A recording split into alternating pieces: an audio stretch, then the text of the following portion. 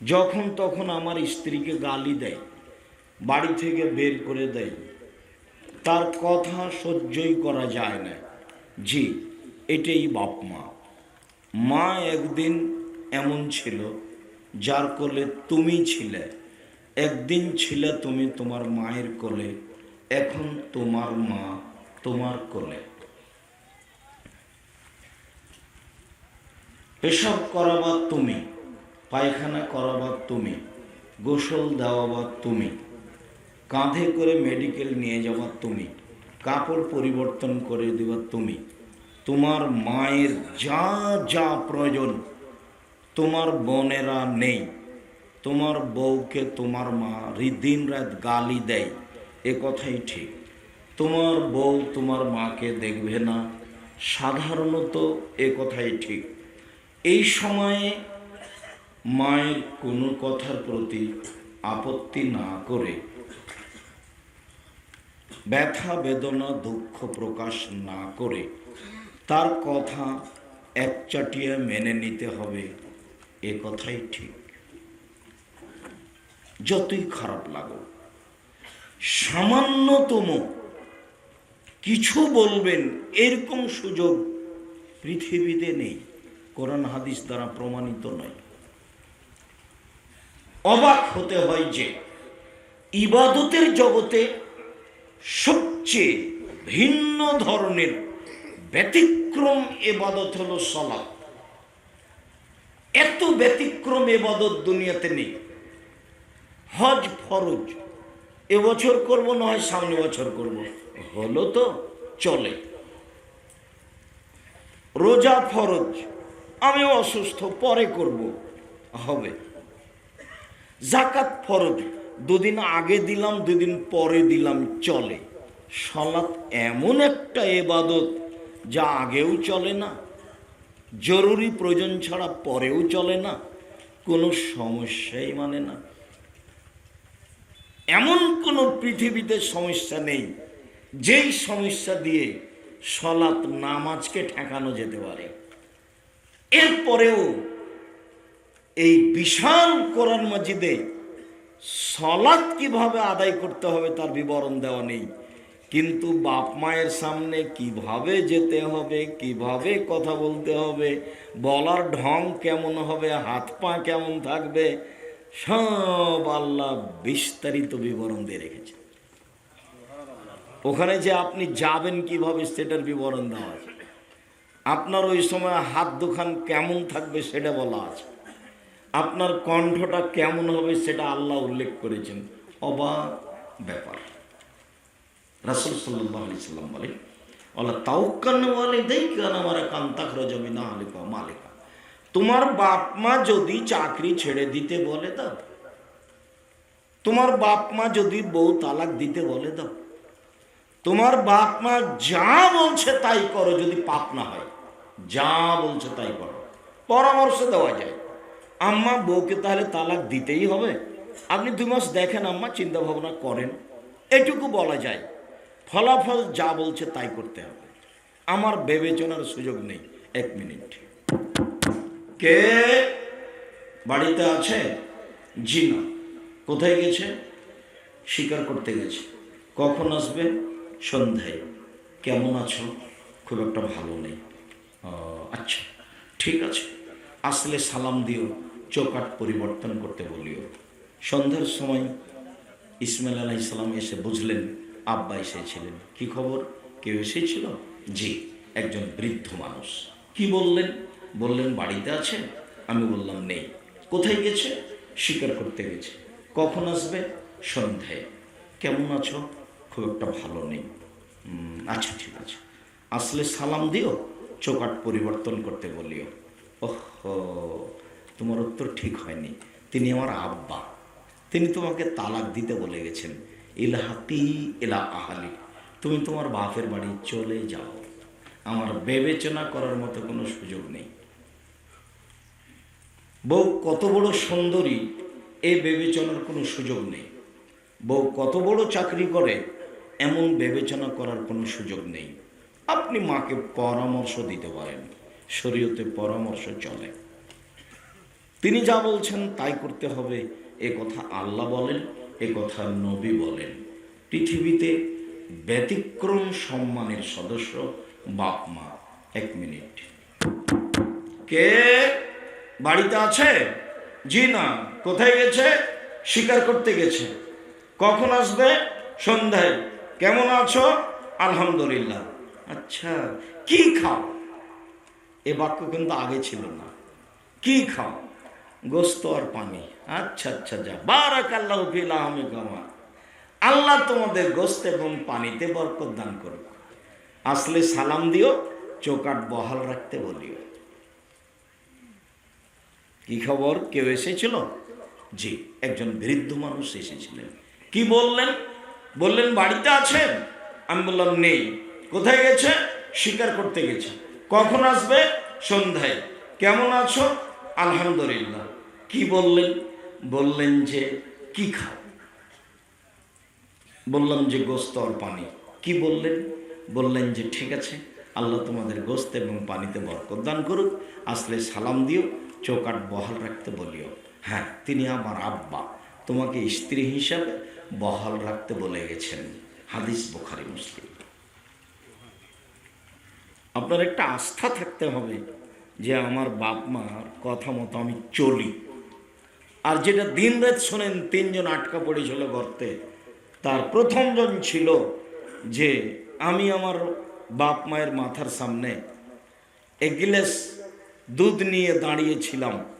আমার ছেলেমেয়েরা চিৎকার করছিল খাদ্যের অভাবে, তারা চিল্লাতেই থাকলো, আমি দাঁড়িয়ে থাকলাম।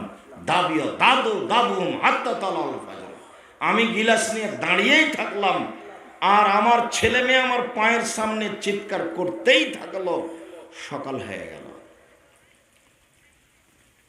ও চরম ভালোবাসা দেখিয়েছিল বাপ মায়ের সাথে, বিনিময় সে বিপদ থেকে বেঁচে গেছিল।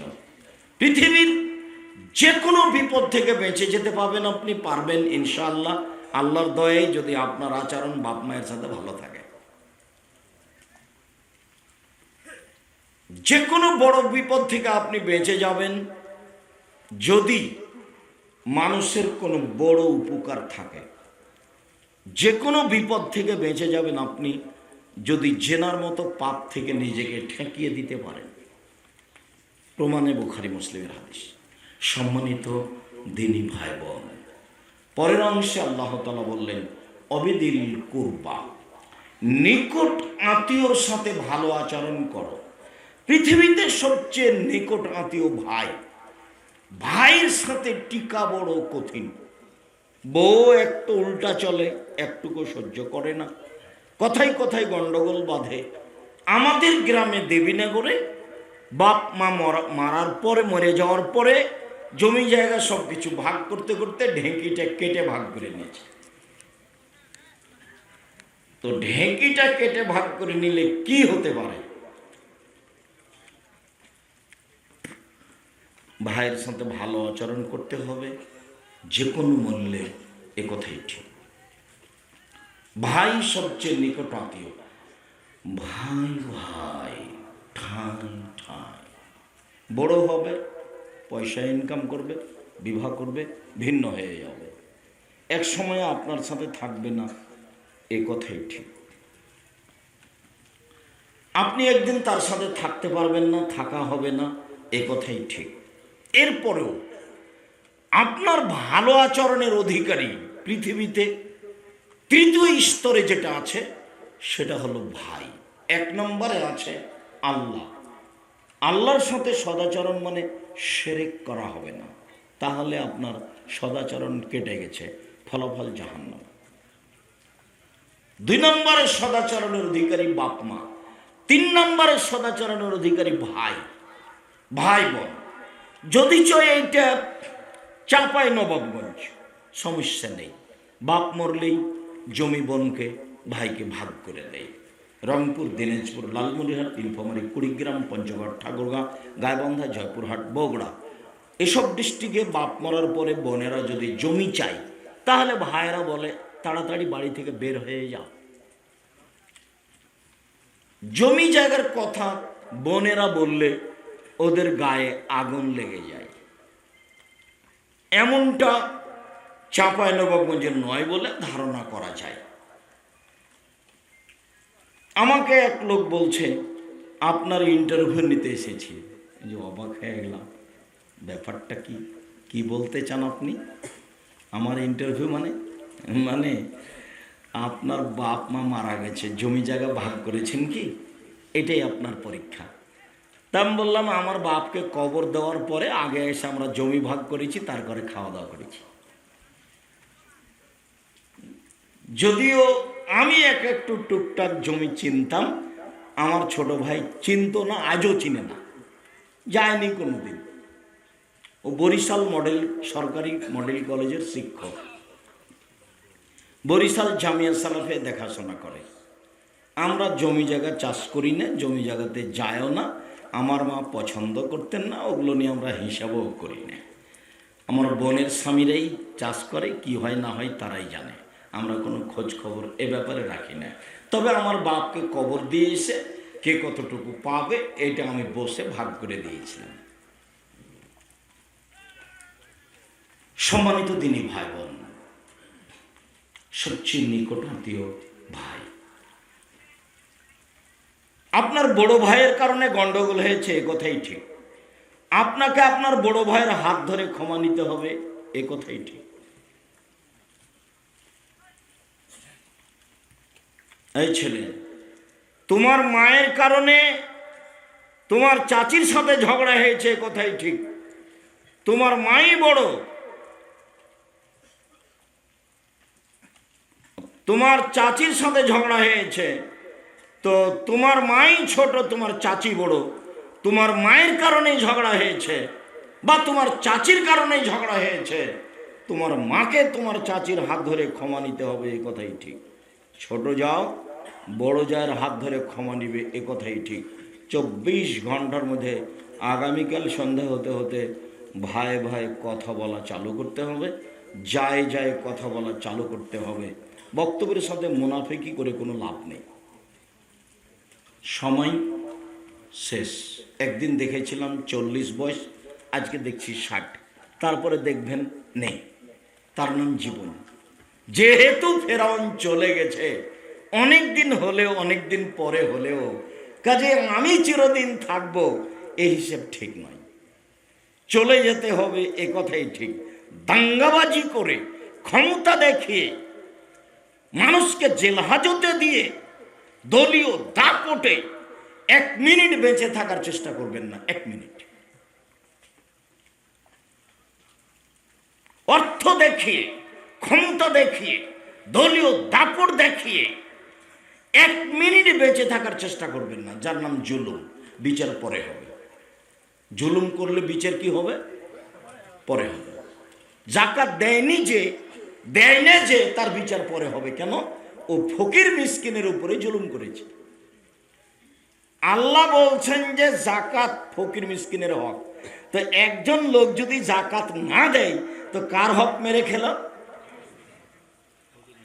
ফকির মিসকিনের। তাহলে ওই জালেম, মানুষের হক মেরে খাই। টাকা ইনকাম করলেন আপনি, জালেম হলেন আপনি, কি করার আছে? আল্লাহ বলছেন এখন। ওসর যাকাত দিলেন না যখন, তখন আপনি ফকিরের হক মেরে খেলেন, বিচার আপনার পরে হবে। কত দিন পরে হবে আল্লাহই ভালো জানে। জুলুম করে 1 মিনিট বেঁচে থাকার চেষ্টা করিয়েন না, ভুল হিসাব। সদাচরণ ভাইয়ের সাথে। এরপরে আল্লাহ তাআলা বলে, ওয়াল ইয়াতামা ওয়াল মাসাকিন, এতিমের সাথে ভালো আচরণ করতে হবে। এতিম ভাইয়ের ছেলে আছে, ভাই মারা গেছে, বা প্রতিষ্ঠান পরিচালনা করে অধীনে কিছু এতিম আছে।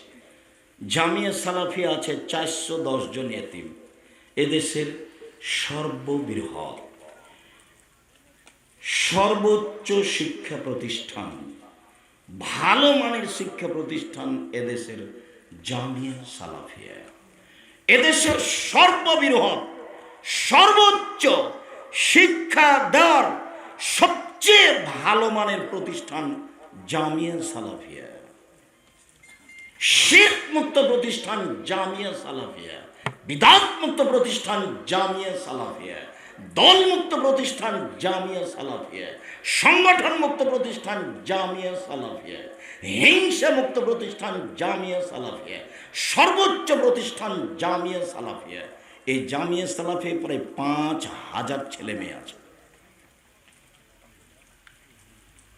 550 জন অসহায় ছেলে মেয়ে আছে, 410 জন এতিম আছে, 300 জন শিক্ষক শিক্ষিকা আছে, যাদের প্রতি মাসে বেতন লাগে 32 লক্ষ। কিভাবে চলে তা আমি বুঝতে পারি না, চলছে এটা আমি দেখতে পাচ্ছি। আপনার বাড়ির পাশে যেটা, সেইটাতে 4-5 জন বিদেশি শিক্ষক আছেন, যাদের থাকা খাওয়া ভিন্ন। সামনে জানুয়ারি থেকে মদিনা বিশ্ববিদ্যালয়ের 2 জন শিক্ষক এখানে এসে পাঠদান করবেন ছেলেদের সামনে বলে চুক্তি হয়েছে। আল্লাহ সহজ করবে ইনশাআল্লাহ। এই হলো আপনাদের জামিয়া সালাফিয়া। জামিয়া সালাফিয়া ডাঙ্গিপাড়া পাবা রাজশাহী, জামিয়া সালাফিয়া রূপগঞ্জ নারায়ণগঞ্জ ঢাকা, জামিয়া সালাফিয়া তেঘরা বিরল দিনাজপুর, জামিয়া সালাফিয়া 6 মাইল বাবুগঞ্জ বরিশাল চলমান প্রতিষ্ঠান। জমি রেডি হয়েছে চট্টগ্রামে, জমি রেডি আছে সিলেটে, জমি রেডি আছে নোয়াখালীতে, জমি রেডি আছে কুষ্টিয়ায়, জমি রেডি আছে ময়মনসিংহে। এইসব জেলায় জমি প্রস্তুত হয়েছে, প্রতিষ্ঠান চালু হবে সময়ের গতিতে ইনশাআল্লাহ। আমি সাধারণ মানুষ, চাঁপাইনবাবগঞ্জের একেবারেই সাধারণ মানুষ। আমি হচ্ছি কচুর পাতার পানি। আমাদের দেশের সবচেয়ে দুর্বল অবস্থায় যা থাকে সেটা হলো কচুর পাতার পানি। একটু নড়বড় করলেই পানিটা পড়ে পড়ে পড়ে পড়ে। এই পানির অবস্থা যা, আমারও অবস্থাই তাই। আমি নিজে কিছু দিয়ে জামিয়া সালাফিয়া পরিচালনা করি না, না আমার টাকা আছে, না আমার বংশীয় ক্ষমতা আছে, না আমি কোনো দল সংগঠন করি, না আমি কোনো বিত্তশালী, না কোনো ব্যবসা, কিছুই না। জামিয়া সালাফিয়া আছে শূন্যের উপরে। এটাই সেই প্রতিষ্ঠান যাতে ঢোকার সময়তে রিসিপশন আছে, গার্ড আছে, এমনি ঢোকা যায় না, নাম ঠিকানা দিয়ে ঢোকা যায়। তার নাম জামিয়া সালাফিয়া। সম্মানিত দিনী ভাই বোন, বলছিলাম এতিম লালন পালন করেন। আবু সাঈদ খুদরি রাদিয়াল্লাহু তাআলা আনহু বলেন, রাসূল সাল্লাল্লাহু আলাইহি সাল্লাম বলেছেন, কাফিরুল ইয়াতিম ওয়ানা ফিল জান্নাহ ইয়াউমাল কিয়ামা হাকাজা ওয়াসারা বিসাবাব আল ওয়াসতা ওয়া ফাররাকা বাইনাহুমা। তিনি বললেন, পৃথিবীর মানুষ শুনে রেখো, যে ব্যক্তি এতিমের লালন পালন করবে সে ব্যক্তি এবং আমি জান্নাতে এইভাবে থাকব। দেখানোর সময় তিনি এই তর্জনী আর মধ্যমায় আঙ্গুল দুটি ইশারা করলেন, তবে দুইটার মাঝে একটু ফাঁকা রাখলেন। ওই ব্যক্তি আর আমি একসাথে জান্নাতে এভাবে থাকব। অবশ্যই এরকম একটা কথা তিনি এভাবে বলেছেন, মানে আলা জারিয়াতাইনি, কে যদি 2টা মেয়ের লালন পালন করে, বিবাহ শাদী দিয়ে দেয়, পড়াশোনা শিখিয়ে দেয়, তারপর বিবাহ শাদী দিয়ে দেয়, তাহলে আমি আর সেই 2 মেয়ের লালন পালনকারী ব্যক্তি বাপ জান্নাতে এইভাবে থাকবো। তখনও তিনি আঙ্গুল দুটি দেখিয়েছেন, তবে তখন আঙ্গুল দুটি জমা করে দিয়েছেন। মানে মেয়ের লালন পালন এতিমের লালন পালনের চেয়েও বেশি দামি। মেয়ে জন্ম নিলে মন খারাপ, ছেলে জন্ম নিলে খুব ভালো লাগে। কেন? কয়দিন পর আর বেটা যাবে, বাইরে বের করে দেবে পিটিয়ে বাড়ি থেকে, সেই জন্য। আর কয়দিন পরে যখন বেটা বাইরে বের করে দিবে, তখন বেটির বাড়ি গিয়ে আশ্রয় নেবে। সম্মানিত দিনী ভাই বোন, 10টা ছেলেকে মাস্টার ডিগ্রি পাস করালেও ছেলের কারণে আপনি জান্নাতে যাবেন, এ কথা আল্লাহ রাসূল বলেননি। তবে আল্লাহ রাসূল বলেছেন, মানুষ মারা গেলে 3 ধরনের নেকি তার চালু থাকে। তার একটা হলো ছেলে নয়, ছেলে মেয়ে। তখন তিনি ছেলে বলেননি, বলেছেন ওয়ালাদুন, ওয়ালাদুন সলে, ভালো ছেলে ভালো মেয়ে, যে বাপ মায়ের জন্য দোয়া করে। ওখানে ছেলে খাস নেই। তো ছেলেকে পড়াশোনা করাবো কেন? জন্ম দিয়েছেন এই জন্য, ওটা তো ভিন্ন ব্যাপার। আল্লাহ রাসূল বলছেন, মান ওয়ালাদাহু ওয়ালাদুন ফালিহিসান ইসমুহু আদাব, কারো যদি ছেলে মেয়ে জন্ম নেয় তাহলে তার সুন্দর নাম রাখতে হবে, তাকে বিদ্যার শিক্ষা দিতে হবে, শিষ্টাচার শিক্ষা দিতে হবে। সম্মানিত দিনী ভাই বোন, বলছিলাম এতিম একজন এসে বলছে শাকাইলে রাসূলুল্লাহ সাল্লাল্লাহু আলাইহি ওয়াসাল্লাম কাসওয়াতা কালবিহি, তার অন্তর খুব শক্ত। আল্লাহর নবী, আমার অন্তরটা এত শক্ত, মানুষ কেউ কিছু চাইলে আমি দিতে পারি না। যেমন দেখেন আপনার স্বভাবটা, আপনার নিজের স্বভাবের কথা আমি বলছি। আপনি বাড়ি থেকে বের হন, যখনই ফকির সামনে আসে তখন আপনি খালি বলেন মাফ করো, মাফ করো। ও কি অন্যায় করলো, খালি দিন রাত মাফ করে কথা বলছেন কেন? আমার আপনার স্বভাব আপনি নিজেই জানেন। দুপুরের সময়তে বাড়িতে ঢুকছেন আর দেখছেন যে একবার দরজাটা ঘেরে একটা মহিলা বসে আছে, ভিক্ষিকা। তা আপনি বলছেন সরো সরো, ঝামেলা তাড়াহুড়ার সময় রাস্তা ঘেরে বসে আছে। এটা হলো আপনার চরিত্র, এইটা আপনার অবস্থা। অথচ আল্লাহ বলছেন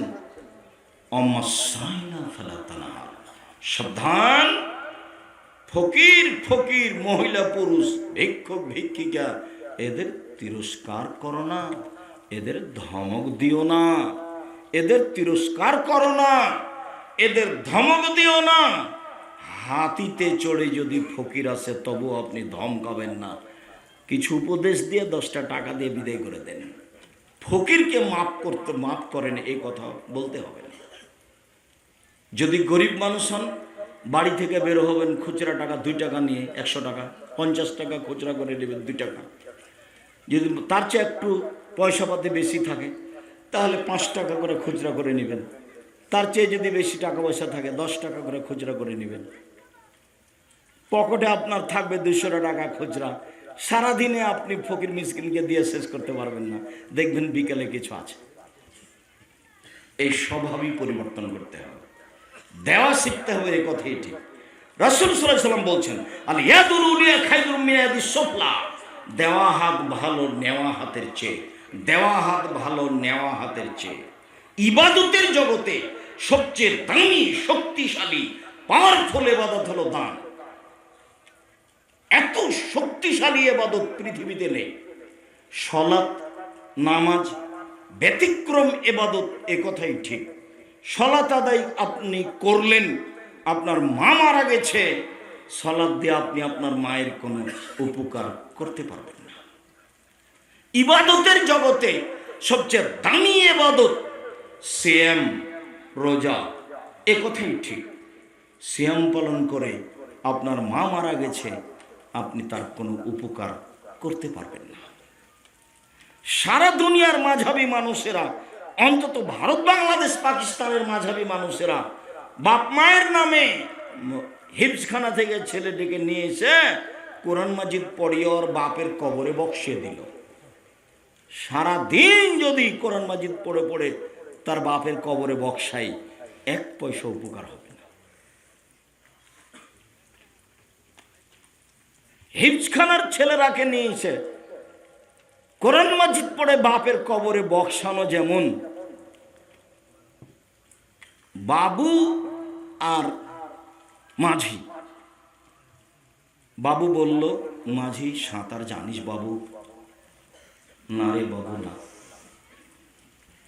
আমি তো সাঁতার জানি না। তো মাঝি বলছে বাবু এখন কেন কাবু, এখন দেখি তোমার জীবন 16 আনাই মিছে, 16 আনাই মিছে জীবন। সম্মানিত দিনী ভাই বোন, বলছিলাম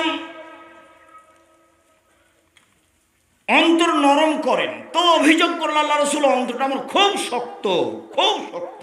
তা আল্লাহ রাসূল বলছেন আচ্ছা আচ্ছা ঠিক আছে ঠিক আছে, এমিল মিসকিন অনসিরা আসাল ইতিম ইয়ারিকু কালবু, তুমি এতিমের মাথায় হাত বোলাও। এটা হাদিসের কথা যে এতিমের মাথায় হাত বোলাতে হয়, হাদিস সহিহ। আর তুমি ফকির মিসকিনকে খেতে দাও, তোমার অন্তর নরম হয়ে যাবে, অন্তর নরম হয়ে যাবে। অন্তর নরম হওয়ার কয়টা পথ? 2টা। 1,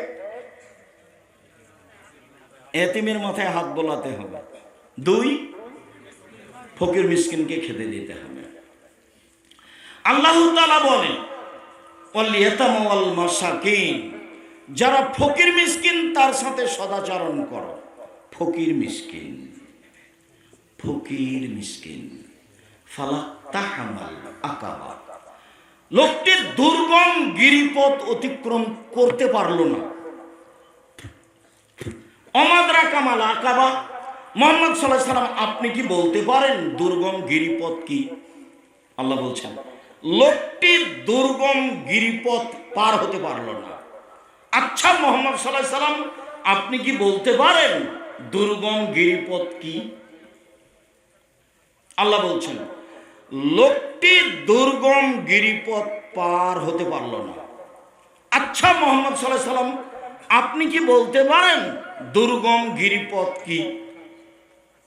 আমরাই কি বুঝি দুর্গম গিরিপথ? পাথরের রাস্তা, শীতের দিন, পায়ে জুতা স্যান্ডেল নেই, এ অবস্থায় পাথরের উপর দিয়ে হাঁটতে হবে, এর নাম দুর্গম গিরিপথ। পাহাড়ি রাস্তা, পাথরের রাস্তা, প্রচন্ড শীত, তার নাম দুর্গম গিরিপথ।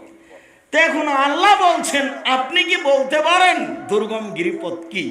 তো আল্লাহ আর বললেন না যে পাহাড়ের এই পাথরওয়ালা পথ শীতের দিনে, এটা বললেন না। আল্লাহ বলছেন ফাক্কু রাকাবা আও তা'ামুন ফি ইয়াউমিন যী মাসগাবা ইয়াতীমান যা মাকরাবা ওয়া মিসকিনান যা মাতরাবা।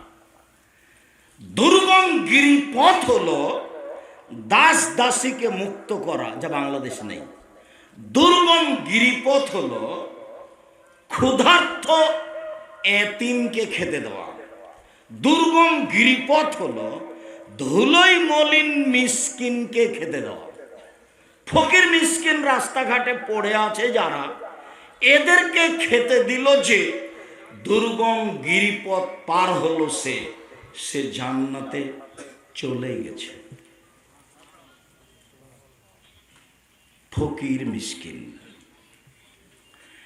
আবু হুরায়রা রাদিয়াল্লাহু তাআলা আনহু বলেন আল্লাহ রাসূল বললেন ফিল জান্নাতে লা গুরাব ইরা জাহিরুহু মিন বাতিনিহা বাতিনুহু মিন জাহিরিহা। জান্নাতে কতগুলি এত দামি দামি উন্নত মানের পদার্থ দিয়ে তৈরি করা ঘর আছে, যার ভিতর থেকে বাহির দেখা যায়, বাহির থেকে ভিতর দেখা যায়, খালি টক টক টক টক টক করছে, খুব দামি ঘর। তো সাহাবীগণ বলছেন আল্লাহর নবী, লেমান হাজি এত দামি ঘর কে পাবে? তখন আল্লাহ রাসূল উত্তরে বললেন, এক, যার আচরণ নরম সে পাবে। দুই, আতআমাত যে ফকির মিসকিনকে খেতে দেয় সে পাবে।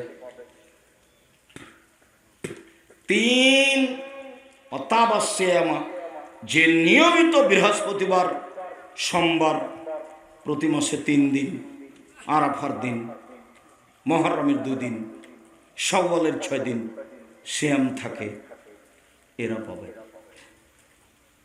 আজ থেকে জরুরি ঘোষণা যে আপনার জন্য ফরজ নয়, তবে আপনার জন্য জরুরি ঘোষণা যে কোনো মূল্যে আপনি বৃহস্পতিবার সোমবার সিয়াম পালনের চেষ্টা করেন। ইবাদতের জগতে সবচেয়ে দামি ইবাদত সিয়াম। চেষ্টা করেন, ফরজ নয়, তবে প্রাণপণে চেষ্টা করা উচিত বৃহস্পতিবার সোমবার সিয়াম থাকা, প্রতি মাসে 3 দিন সিয়াম থাকা, মুহররমের 2 দিন সিয়াম থাকা, আরাফার 1 দিন সিয়াম থাকা, শাওয়াল মাসের 6 দিন সিয়াম থাকা, ব্যতিক্রম ইবাদত। বলছিলাম আর কে জান্নাতে, এত দামি জান্নাতে যাবে? ওয়াসাল্লা বিল্লাইলি ওয়ান নাসুন নিয়াম। মানুষ যখন ঘুমিয়ে তখন তাহাজ্জুদ পড়তে হবে। দামি জান্নাত পর একটা মাধ্যম রাতে তাহাজ্জুদ পড়া। একজন সাহাবী রাতে আল্লাহর নবীর কাছে মেসওয়াক আর পানি উপস্থিত করেছেন।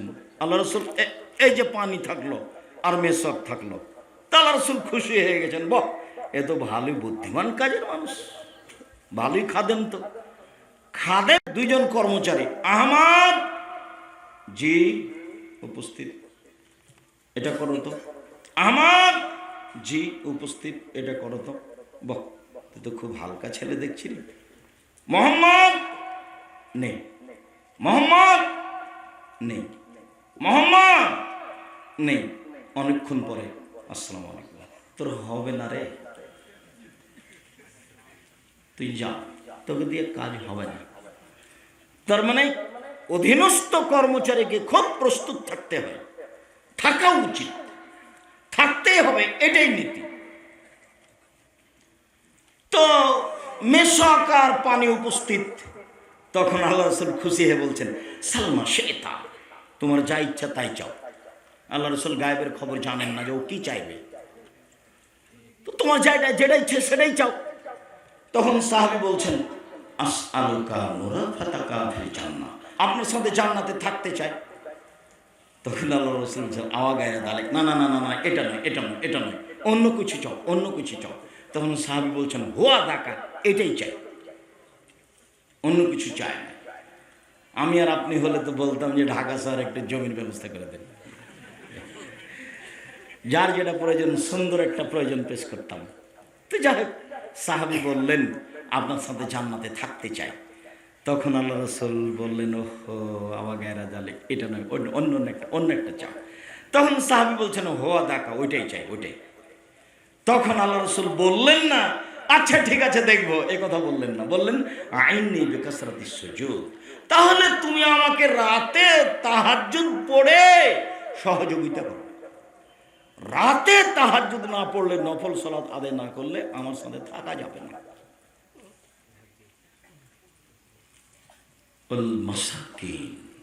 রাসূল সাল্লাল্লাহু আলাইহি সাল্লাম বলেন, পৃথিবীর মানুষ শুনে রেখো, ওয়াসাই আলাল মাসাকিন, যারা মিসকিনের ব্যাপারে খাদ্য পানি দিতে, কাপড় চোপড় দিতে চেষ্টা করে, ওরা কাল মুজাহিদ ফি সাবিলিল্লাহ, ওয়াসাইম লা ইফতির ওয়াল কায়েম লা ইয়াফতির। আল্লাহর পথে জিহাদ করে যত নেকি পায়, ফকির মিসকিনকে খেতে দিলে তত নেকি পায়। নিয়মিত তাহাজ্জুদ পড়ে যত নেকি হয়, ফকির মিসকিনকে খেতে দিলে তত নেকি হয়। নিয়মিত নফল সিয়াম আদায় করলে যত নেকি হয়, ফকির মিসকিনকে খেতে দিলে তত নেকি হয়। ফকির মিসকিনের হকই ভিন্ন, যা আল্লাহ বলেছেন, যা আল্লাহর নবী বলেছেন। আব্দুল্লাহ ইবনে উমর বলেন, একদা আল্লাহ রাসূলকে জিজ্ঞাসা করা হলো, আইয়ুল ইসলামে খায়রুন, আল্লাহ নবী বলেন তো মুসলমান হওয়ার পরে মানুষের জীবনে সবচেয়ে ভালো কাজ কি? সবচেয়ে ভালো কাজ কি বলেন তো আল্লাহ রাসূল? তখন আল্লাহ রাসূল বলছেন, তুতি উত্তম তাকরাউস সালাম আলা মান আরাফতা ওয়া মান লাম তারিফ, অসহায় ফকির মিসকিনকে খেতে দিবা, এটা হলো মানুষের জীবনে সবচেয়ে ভালো কাজ। মানুষ জীবনে যত কাজ করে তার সবচেয়ে ভালো কাজ হলো ফকির মিসকিনকে খেতে দেওয়া। আর দ্বিতীয় ভালো কাজ হলো, যাকে চেনেন তাকেও সালাম দিবেন, যাকে চেনেন না তাকেও সালাম দিবেন। আমাদের দেশে আমরা মাওলানা মানুষ, আমাদের অধীনে যারা আছে তারা সালাম দেখ এ অপেক্ষা আমরা করি। আর যারা বিত্তশালী ধনী মানুষ নির্বাচন করে, তারা মনে করে আমাদের অধীনে যারা আছে তারা সালাম দিবে আমাদেরকে, তখন উত্তর দিব, অন্যথায় ও ওর মতো যাবে, আমি আমার মতো যাব। আল্লাহ রাসূল বললেন, সবচেয়ে বড় কৃপণ যে সালামে কৃপণ। আল্লাহ রাসূল বললেন, সবচেয়ে বড় কৃপণ, খারাপ মানুষ যে সালামে কৃপণ। আল্লাহ রাসূল বললেন, সবচেয়ে আল্লাহর কাছে ভালো মানুষ ওই যে আগে সালাম দেয়। সালাম দাও, নিরাপদে থাকবা। সালাম দাও, মান বেড়ে যাবে, মান বেড়ে যাবে। সালাম দাও, ফলাফলে জান্নাত হবে। সালাম ভিন্ন ধরনের জিনিস। মিশরে সবাই সবাইকে সালাম দেয়। এখনো যারা এমপি মন্ত্রী তারা বুঝতে পারেনি যে রিক্সাওয়ালাকে আগে সালাম দিতে হবে। ওরা এটাই বুঝে আছে যে আমি আগে রিক্সাওয়ালাকে সালাম দেব। মিশরে সবাই সবাইকে সালাম দেয়। মিশরে সবাই কোরআন মাজিদ পড়তে পারে। মিশরে প্রায় সবাই সিগারেট খায়। মিশরে প্রায় সবাই দাড়ি চাচা, প্রায়। সম্মানিত দিনী ভাই বোন, মিসকিন যাদের সাথে সদাচরণ করতে হবে, বিনিময় সরাসরি জান্নাত, তারা হলো ফকির মিসকিন। জারিল কুরবা জারিল জুনুব, দূর প্রতিবেশী নিকট প্রতিবেশী, একেবারে বাড়ির সাথে যে আছে তার সাথে সদাচরণ, এইটা খুব কঠিন। দূরে যে প্রতিবেশী আছে তার সাথে টিকে থাকা খুব কঠিন, নির্বাচন করলে আরো কঠিন। কি হয়েছে? লোকটা বলছে আমি চেয়ারম্যানে দাঁড়ালে কি হবে, আমার ভাতিজা যে আমার খুবই বিরোধী, আমার ভাতিজা ডিক্লেয়ার দিয়েছে আমার চাচা কেমনে চেয়ারম্যান হয় তা আমি দেখে ছেড়ে দিব। ওর ভাতিজার কাজই হচ্ছে আর চাচাকে কি করা, ঠেকানো। নির্বাচন করতে গেলে সদাচরণ হারাবে, নির্বাচনে সদাচরণ হারাই, দল সংগঠনে সদাচরণ হারাই, দুইজন মিলে পাশাপাশি দোকান করলে হিংসা বাড়ে, সদাচরণ হারাই, জমি জায়গা পাশাপাশি চাষ করলে সদাচরণ হারাই। তবে সদাচরণের উপরে থাকতে হবে যে কোনো মূল্যে টিকে, এ কথাই ঠিক। আবু দারদা রাদিয়াল্লাহু তাআলা আনহু বলেন, রাসূল সাল্লাল্লাহু আলাইহি সাল্লাম বলেছেন, ইন আসকালা শাইইন ইদাউ ফি মিজানিল মুমিনিল মুকিয়ামা খুলুকুন হাসান। বিচার মাঠে মুমিন পুরুষ নারীর নেকির পাল্লায় সবচেয়ে যেটা ভারী নেকি হবে সেটা হলো সদাচরণ। দান যতই শক্তিশালী ইবাদত হোক না কেন, দানের নেকি যত ভারী, সদাচরণের নেকি তার চেয়ে লক্ষ গুণ বেশি ভারী। সালাত ছাড়া পৃথিবীতে ইহকালে পরকালে বাঁচার কোনো পথই নেই, এ কথাই ঠিক।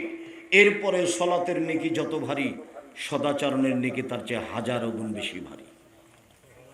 ইবাদতের জগতে সবচেয়ে দামি ইবাদত সিয়াম, এ কথাই ঠিক। এরপরে সিয়ামের নেকি যত ভারী, সদাচরণের নেকি তার চেয়ে অনেক অনেক অনেক বেশি ভারী। কি দিয়ে বুঝায় আপনাকে আমি সদাচরণের নেকি কত ভারী? সদাচরণের অধিকারী আমি কি না তা প্রতিবেশীকে দিয়ে বোঝা যাবে। রাসূল সাল্লাল্লাহু আলাইহি সাল্লাম বলেন, মান কানা ইউমিনু বিল্লাহি ওয়াল ইয়াউমিল আখির, যে আল্লাহকে বিশ্বাস করে পরকালকে বিশ্বাস করে, ফলা ইউদি জারাহু, সে যেন তার প্রতিবেশীকে কষ্ট না দেয়। আবু হুরায়রা রাদিয়াল্লাহু তাআলা আনহু বলেন, রাসূল সাল্লাল্লাহু আলাইহি ওয়াসাল্লাম বলেছেন, লা ইয়াদখুলুল জান্নাহ মান লা ইয়ামান জারুহু বাওয়াইকাহু, যে প্রতিবেশীকে কষ্ট দেয় সে জান্নাতে যাবে না। রাসূল সাল্লাল্লাহু আলাইহি ওয়াসাল্লাম বলেন, আল্লাহু লা ইউমিনু, আল্লাহর কসম মুমিন নয়, আল্লাহর কসম মুমিন নয়, আল্লাহর কসম মুমিন নয়। আল্লাহ রাসূল কে মুমিন নয়? তা আল্লাহ রাসূল বললেন, যে প্রতিবেশীকে কষ্ট দেয় সে মুমিন নয়। একটা লোক এসে বলছে, আল্লাহ রাসূল আমি যে ভালো মানুষ কিভাবে আমি বুঝবো? তো আল্লাহ রাসূল বললেন, এই যা সামিতা বিন জিরানে কান্ত আহসানতা ফাকাত আহসানতা, যখন তোমার প্রতিবেশী বলবে তুমি ভালো তখন তুমি ভালো। ওই যা সামিতা মিনহু আসাতা ফাকাত আসাতা, আর যখন প্রতিবেশী থেকে শুনবে তুমি খারাপ তখন তুমি খারাপ। প্রতিবেশী যদি বলে ভালো তাহলে তুমি ভালো, প্রতিবেশী যদি বলে তুমি খারাপ তাহলে তুমি খারাপ। রাসূল সাল্লাল্লাহু আলাইহি ওয়াসাল্লাম বলেন, আবুল খাসমিন ইয়াউমুল কিয়ামাত জারান, বিচার মাঠে সর্বপ্রথম বিচার হবে দুই প্রতিবেশীর। সম্মানিত দিনী ভাই বোন, আলোচনা সংক্ষিপ্ত করে শেষের দিকে চলে আসলাম। আবু হুরায়রা রাদিয়াল্লাহু তাআলা আনহু বলেন, রাসূল সাল্লাল্লাহু আলাইহি ওয়াসাল্লাম বলেছেন, আর রাহমু শুহনাতুন মিনার রহমানে, সদাচরণ প্রতিবেশীর সাথে ভালো আচরণ রহমান থেকে নির্গত হয়েছে, সদাচরণ রহমান থেকে বের হয়ে এসেছে। রহমান বলেন, মান ওয়াসালাকে ওয়াসালতুহু মান কাতাকে কাতাতু, এই সদাচরণ তোকে যে নিবে আমি তাকে নিব, আমি তার সাথে আছি। অমান কাতাকে কাতাতু, সদাচরণ তোকে যে ছেড়ে দিয়েছে আমি তাকে ছেড়ে দিয়েছি, আমি তার সাথে নেই। তো আব্দুর রাজ্জাক সাহেব, যার সাথে সদাচরণ থাকে না, ওর সাথে আল্লাহ থাকেন না, তো বেঁচে আছে কিভাবে? হিন্দু যেভাবে আছে, ইহুদি খ্রিস্টান আছে, ওদের কোনো নেকি নেই, ওদের দাড়ি পাল্লা হবে না। হিন্দুদের দাড়ি পাল্লা হবে না, ইহুদির হবে না, খ্রিস্টানের হবে না, শিয়াদের হবে না, কাদিয়ানের হবে না। কাদের হবে দাড়ি পাল্লা পাপ নাকি? যারা মুসলমান, যারা খাঁটি ভাবে আল্লাহ আল্লাহ রসুলকে প্রাধান্য দেয় তাদের হবে। যারা শিয়ারা বলল যে জিবরাইল ওহী নিয়ে আসতে ভুল করেছে, আসতে হতো আলীর কাছে, এসেছে মুহাম্মদ সাল্লাল্লাহু আলাইহি ওয়াসাল্লামের কাছে, তাহলে কি আর ইমানটিকে? সদাচরণ। আনাস রাদিয়াল্লাহু তাআলা আনহু বলেন, আয়েশা রাদিয়াল্লাহু তাআলা আনহা বলেন, আর রাহিমু মুআল্লাকাতুন বিল আরশে, সদাচরণ আল্লাহর আরশ ধরে ঝুলন্ত অবস্থায় আছে। সদাচরণ আল্লাহর আরশ ধরে ঝুলন্ত অবস্থায় আছে। আবার বলছে, মান ওয়াসালানি ওয়াসালাহুল্লাহ, আমাকে যে নিবে আল্লাহ তাকে নিবে। ওমান কাতানি কাতাহুল্লাহ, আমাকে যে ছেড়ে দিবে আল্লাহ তাকে ছেড়ে দিবে। সদাচরণ আছে যার, আল্লাহ আছে তার। সদাচরণ নেই যার, আল্লাহ নেই তার। হাদিস বুখারী মুসলিম। কিভাবে বাঁচে ও? অমুসলিম যেভাবে বাঁচে, বাঁচাতে কোনো সমস্যা হবে না। আনাস রাদিয়াল্লাহু তাআলা আনহু বলেন, রাসূল সাল্লাল্লাহু আলাইহি সাল্লাম বলেছেন, মান আহাব্বা আন ইউবসাতা ফি রিজকিহি ওয়া ইউনসা ফি আসারিহি ফালাইসা রাহিমাহু, কেউ যদি চায় যে আমি ধনী হয়ে যাই, আল্লাহ আমার টাকা পয়সা বেশি করুন। কেউ যদি চায় আমি অনেক দিন বাঁচতে চাই, আমার জীবনটা হায়াতটা লম্বা হয়ে যায়, ফালাইসা রাহিমাহু, সে সদাচরণ করে। টাকা বেশি হবে কি করলে? সদাচরণ করলে। বয়স বেশি হবে কি করলে? সদাচরণ করলে। প্রতিবেশীর সাথে ভালো আচরণ করতে হবে, তাহলেই ভালো হবে। সম্মানিত দিনী ভাই বোন, এখানটা জরুরি কথা। রাসূল সাল্লাল্লাহু আলাইহি সাল্লাম বললেন, ওয়া ইহরামু রিজকে, ওয়া ইহরামু রিজক বিযামবে, পাপ করলে রুজি কমিয়ে দেওয়া হয়। আল্লাহ রাসূল বলছেন, ওয়া ইয়াকে অল মাসিয়াতা ফাইন্না বিল মাসিয়াতা আল্লাহ সাকাতুল্লাহ, পাপ থেকে বেঁচে থাকবেন। পাপ যদি চালু হয় ব্যবসা মার খেতে পারে, পাপ চালু হলে চাকরি হারিয়ে যেতে পারে, পাপ চালু হলে আর্থিক সমস্যা নেমে আসতে পারে। যা রাসূল সাল্লাল্লাহু আলাইহি ওয়াসাল্লাম বলছেন, পাপ থেকে না বাঁচলে সব সমস্যা নেমে আসবে, টাকা পয়সার সংকট দেখা দিবে। প্রতিবেশীর সাথে সদাচরণ করলে সব কিছু বেশি হয়ে যাবে। আবু হুরায়রা রাদিয়াল্লাহু তাআলা আনহু বলেন, রাসূল সাল্লাল্লাহু আলাইহি সাল্লামকে বলা হলো, ইন্না ফুলানাতান তুকসর মিন ইদকর মিন কাসরাতু সালাতিহা ওয়া সিয়ামিহা ওয়া সাদাকাতিহা গায়রান্নাহা তুজি জিরানাহা বিলিসানিহা। আল্লাহর নবী, অমুক মহিলা বেশি বেশি সালাত আদায় করে, বেশি বেশি দান খায়রাত করে, তবে প্রতিবেশীকে কষ্ট দেয়। আল্লাহ রাসূল বললেন, হে ফিন্নার, ও জাহান্নামে যাবে। আল্লাহ রাসূল, অমুক মহিলা বলা হয় বেশি বেশি সালাত আদায় করে না, বেশি বেশি দান খায়রাত করে না, বেশি বেশি সিয়াম পালন করে না, গায়রান্নাহা তুজি জিরানাহা বিলিসানিহা, তবে ও প্রতিবেশীকে কষ্ট দেয় না, প্রতিবেশীর সাথে ভালো আচরণ করে। আল্লাহ রাসূল বললেন, হিয়া ফিল জান্নাহ, ও জান্নাতে যাবে। সদাচরণ আছে যার, জান্নাত আছে তার। সদাচরণ নেই যার, জান্নাত নেই তার। প্রতিবেশীর সাথে ভালো আচরণ করলে ফলাফল ভালো হবে, এ কথাই ঠিক। সম্মানিত দিনী ভাই বোন, খুব কষ্ট করে প্রতিকূল অবস্থায় দীর্ঘ সময় ধরে বসে আছেন, আমি আপনাদের আন্তরিকভাবে শুকরিয়া আদায় করি।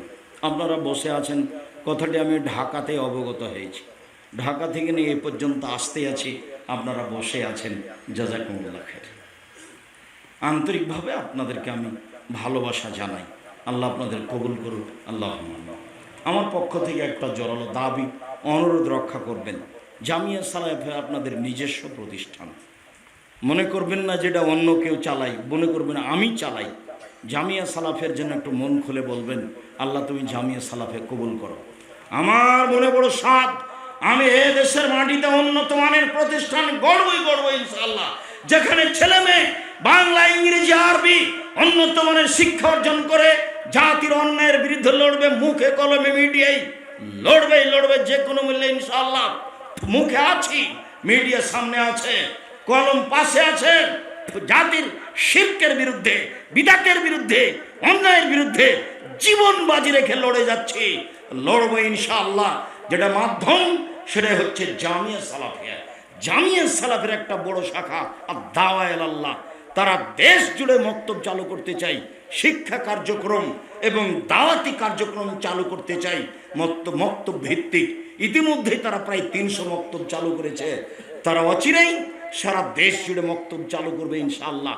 জামিয়া সালাফের একটা বড় শাখা আর দাওয়া ইলাল্লাহ। জামিয়া সালাফের একটা বড় শাখা আল ইতেসাম পত্রিকা 12 জন মুফতি দিয়ে ফতোয়া দেখা হয়, সব বড় বড় বিদ্বান দেশ বিদেশ থেকে আসা। তারপরে জামিয়া সালাফের একটা বড় শাখা কিশলয় ছেলেরা লেখা বের করে। আপনি জামিয়া সালাফের ডাঙ্গিপাড়ায় যদি ঢোকেন, মসজিদের বাম দিক দিয়ে ঢুকবেন, তখন দেখতে পাবেন দেওয়ালিকা লেখা আছে। 3-4 ছেলেরা দেওয়ালিকা লেগেছে, পুরো দেওয়ালটা ভর্তি আছে বাংলা, ইংরেজি, আরবি, উর্দু ভাষাতে। সম্মানিত দিনী ভাই বোন, আজকে যে প্রতিষ্ঠানে এসেছেন পত্র সম্মেলনে, এই প্রতিষ্ঠানের জন্য আন্তরিকভাবে দোয়া করবেন, দানের হাত প্রশস্ত করবেন, যাতে করে প্রতিষ্ঠানটা ভবিষ্যতে আরও সবল হয়ে সুন্দর হয়ে উঠতে পারে, শিক্ষার ব্যাপারে ভালো খিদমত করতে পারে।